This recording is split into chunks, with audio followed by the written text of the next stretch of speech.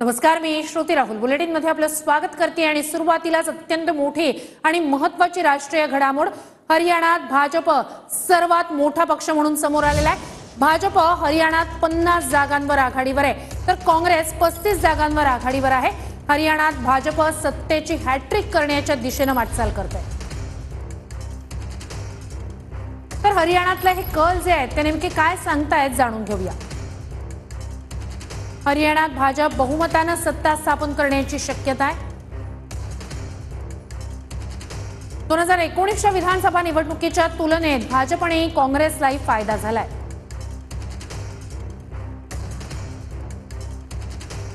हरियाणात भाजप बहुमताने सत्ता स्थापन करण्याची शक्यता आहे। 2019च्या विधानसभा निवडणुकीच्या तुलनेत भाजप आणि काँग्रेसलाही या निवडणुकीत फायदा झाल्याचं दिसतंय। भाजप 50हून अधिक जागांवर आघाडीवर आहे। आधी 40 जागांवर होता, आता 50 जागांवर आघाडीवर आहे। तर काँग्रेस 31 जागांवरून 35 जागांपर्यंत पोहोचलेली आहे। जननायक जनता पक्षाला मोठा फटका यंदाच्या निवडणुकीत बसलाय। 10 जागांवर असलेली जेजेपी यंदा खातही उघडू शकली नाहीये।